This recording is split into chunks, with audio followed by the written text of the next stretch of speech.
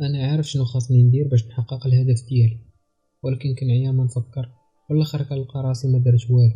انا معكاس فهاد الحياة كاملين بينا باغي نديرو شي حاجة، تقدر تكون باغي تتعلم شي رياضة ولا لغة، ولكن كتلقى كلشي كيبقاو غير افكار وما كيتحولوش لافعال. هادشي بسبب العجز. كتعجز تراجع، كتعجز تجمع بيتك، كتعجز تبدا شي بيزنس. بلاصة ما تنوض ودير الخطوة الأولى كتلقى راسك غير جالس النهار كامل كتسكرولي في فيسبوك في الانستغرام، وكتأجل الأيام وأسابيع وشهور بلا ما دير حتى شي حاجة. إلا هادشي اللي واقع لك فاسمعني مزيان. قبل ما نهضروا على كيفاش نحيدو العجز، خاصنا نعرفوا علاش كنعجزو. ملي كنبغيو نديرو شي حاجة ديما كتكون راشقة لينا ولا كتكون موتيفاسيون باش نوضو نديرو ديك الحاجة. الموتيفاسيون مزيانة ولكن كتمشي وكتجي. تقدر تفرج في فيديو بالليل وتقول غدا غنفيق في الصباح، غنمشي لاصال ندوش غنبريباري غنقرا كتاب، ولكن غير كتفيق في الصباح كتنوض مدمر وكتقول مالي على هادشي، صافي خليها حتى لغدا. وكيجي غدا وما كدير والو وكتبقى تأجل بحال هكا. الدماغ ديالنا مصمم بواحد الطريقة باش يحمينا، داكشي علاش ديما كيبغينا نبقاو في منطقة الراحة.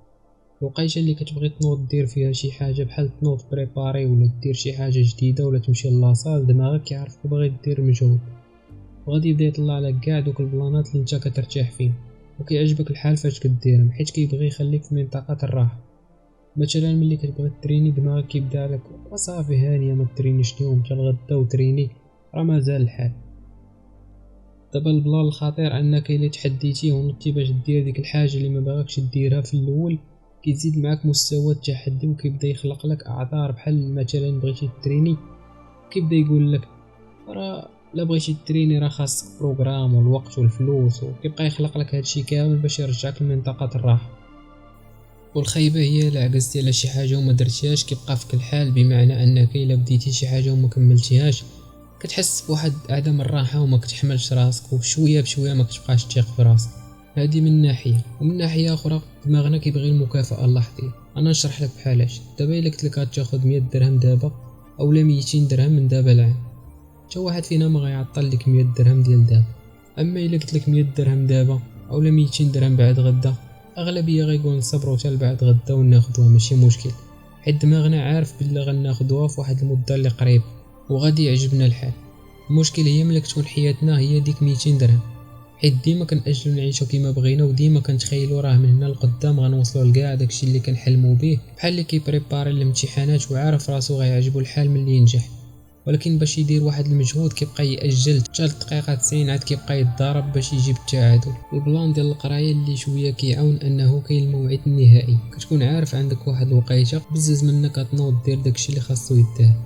اما الحوايج اللي ما محكومينش بالموعد النهائي بحال لاصال ولا اي تغيير باغي دير في حياتك باش تولي مزيان، هنا الواحد كيبقى يعجز، حيت هذاك الشعور الزوين اللي غادي تحس فيه ملي تحقق داك الشيء اللي باغي تحقق باقي بعيد.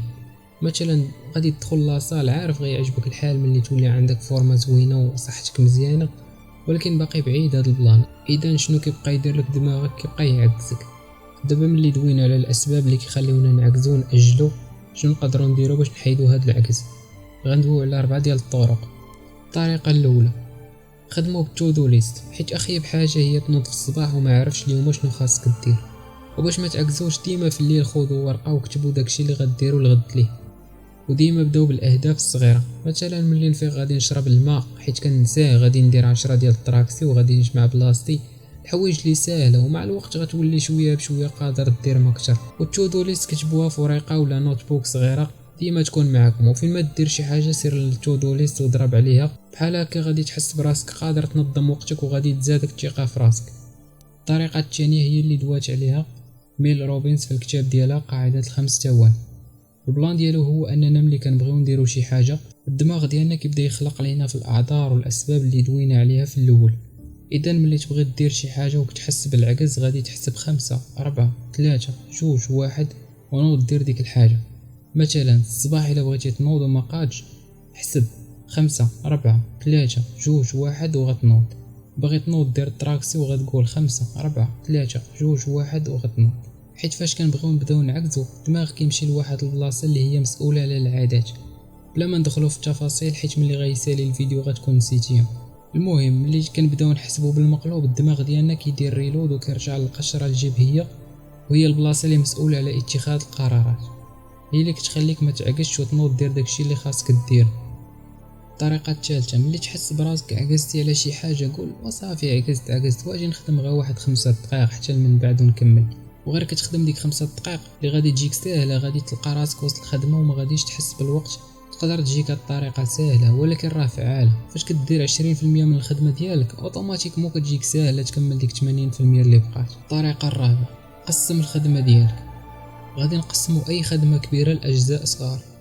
دماغنا فاش كنبغيو نديرو شي حاجه وكيعرفها انها كتطلب مجهود وكيتخيلها كبيره كيبدا يخلق لينا في الاعذار باش يخلينا نعجزو. ولكن الا قسمنا اي خدمه كما بغات تكون غادي نقدروا نتغلبوا عليها. وهنا غادي نخدموا تقنيه بومودورو ايفيكت.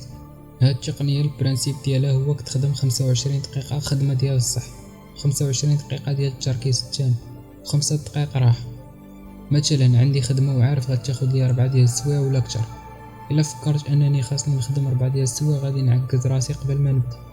ولكن ملي كنقول غادي نخدم 25 دقيقه ونرتاح 5 ديال الدقائق ونخدم 25 دقيقه اخرى ونرتاح 5 ديال الدقائق، غادي تزاد الانتاجيه ديالي وغادي نخدم مرتاح.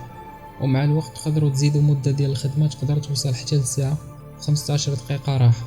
والطريقه الاخرى اللي مهمه عندي بزاف وهي ما تعقلش دير ديك لايك وسبسكرايب، حيت هذا اول فيديو ليا في هاد لاشين. الا درتي لايك وسبسكرايب راه غتكون دعمتيني بزاف. وإلا عندك شي ملاحظه خليها ليا في الكومونتير باش نطور من راسي ومن لاشين كتر. وغنساليو الفيديو بواحد الخدعه اللي بسيطه باش تتغلب على العجز ملي تفيق في الصباح وما تقدرش تنوض. فاش تفيق في الصباح وتحس براسك ما قادرش تنوض وباغي ترجع تنعس، وغالبا هادشي اللي كيوقع، جلس وخذ نفس عميق وحبس النفس لشحال ما قدرتي ديال الوقت. فهاد الحاله الدماغ ديالك غيحس بلي كاين شي خطر كيهدد الجسم وباللي النفس ما باغاش تخرج، وبالتالي غادي يصيفط انذار للجسم كامل باش يفيق. وفي الاخر عقلك ساهل باش تخدعيه وحتى هو ساهل باش يخدعك.